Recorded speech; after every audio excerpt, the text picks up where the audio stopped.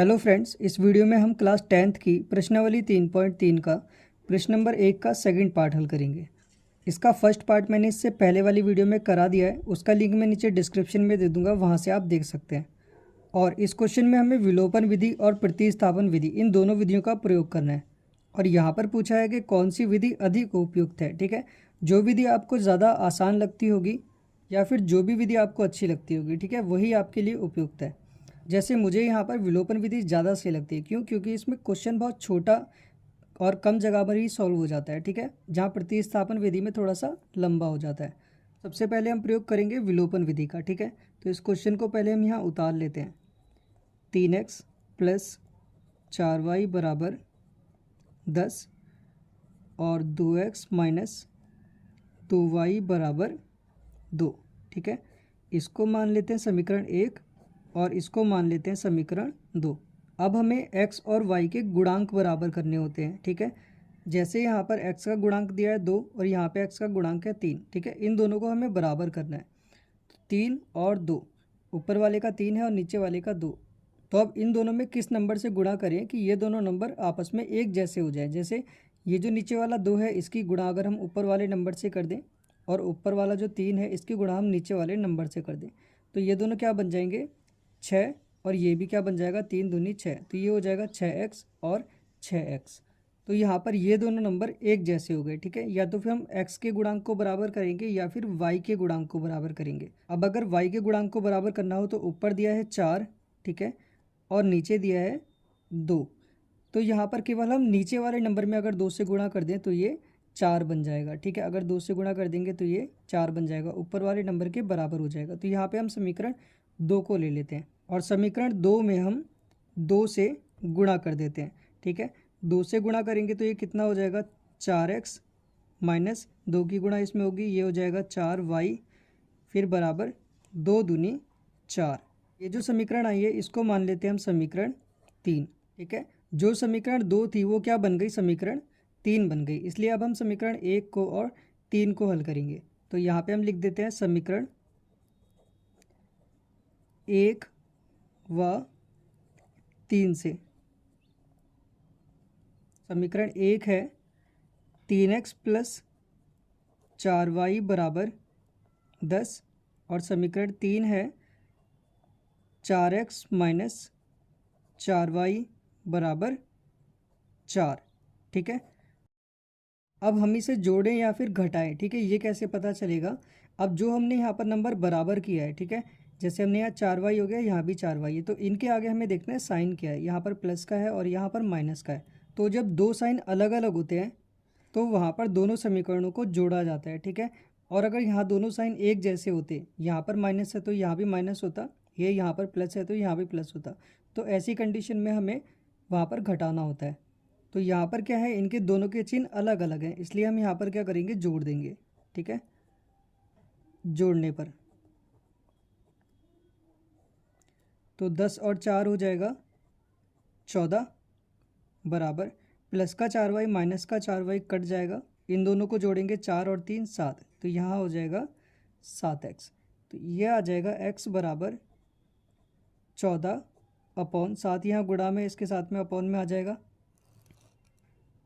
तो ये आ जाएगा x बराबर 7 दूनी 14। तो x बराबर आ गया 2, x का मान आ गया 2। अब हमें निकालना है y का मान। ठीक है, तो ये जो x का मान 2 है, इसे हम समीकरण 1 2 या 3 इन तीनों में से किसी में भी रखेंगे तो y का मान मिल जाएगा। ठीक है, तो यहाँ पे हम x का मान समीकरण 1 में रख देते हैं। ठीक है, तो x का मान समीकरण 1 में रखने पर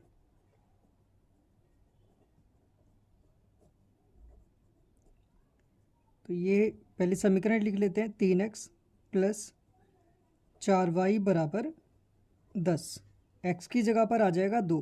ठीक है, 3 गुणा 2 प्लस 4y बराबर 10, तो ये हो जाएगा 3 दूनी 6 प्लस 4y बराबर 10, तो 4y बराबर 10 प्लस का 6 है, इधर आएगा तो माइनस का 6 हो जाएगा।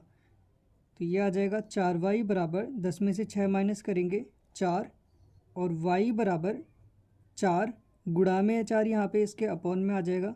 ठीक है, 4 ही कम 4, तो y बराबर कितना आ गया 1। तो यहाँ पर हमने विलोपन विधि का प्रयोग किया जिसमें x का मान 2 आया और y का मान 1 आया। अब हम प्रतिस्थापन विधि का प्रयोग करेंगे, वहाँ पर भी x और y का मान यही आएगा जो यहाँ पर आया है। ठीक है, क्वेश्चन को सॉल्व करने की विधियाँ अलग अलग होती हैं, लेकिन उनके जो आंसर्स होते हैं वो हमेशा सेम ही आते हैं। तो पहले इन समीकरण को हम वापस से लिख लेते हैं। ठीक है, तो यहाँ पे लिख लेते हैं पहली वाली समीकरण 3x प्लस 4y बराबर 10, और दूसरी समीकरण है 2x माइनस 2y बराबर 2। ठीक है, समीकरण 1 और समीकरण 2। यहाँ पे हम यूज़ करेंगे प्रतिस्थापन विधि। प्रतिस्थापन विधि में हम किसी एक समीकरण में से x का या फिर y का मान निकाल के उसे हम दूसरी समीकरण में रख देते हैं। तो यहाँ पे हम कोई आसान सी समीकरण लेते हैं। तो यहाँ नीचे वाली समीकरण छोटी है, हम पहले इसको ले लेते हैं। ठीक है, समीकरण 2 लेने पर, तो यहाँ समीकरण 2 है 2x माइनस 2y बराबर 2। यहाँ से हम निकाल लेते हैं x का मान, तो ये आ जाएगा 2x बराबर 2 माइनस का 2y है, इधर आएगा प्लस का 2y हो जाएगा।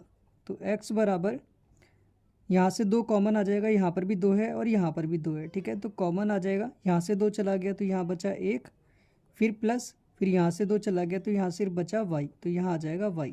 ठीक है, अपॉन ये वाला 2 यहाँ आ जाएगा, तो इस वाले 2 से ये वाला 2 कट जाएगा, हमारे पास क्या बचेगा x बराबर 1 प्लस y। अब इसको मान लेते हैं हम समीकरण 3। ठीक है, अब ये x का मान हमने समीकरण 2 से निकाला है, इसलिए इसको हम समीकरण 1 में रखेंगे। तो x का मान समीकरण 1 में रखने पर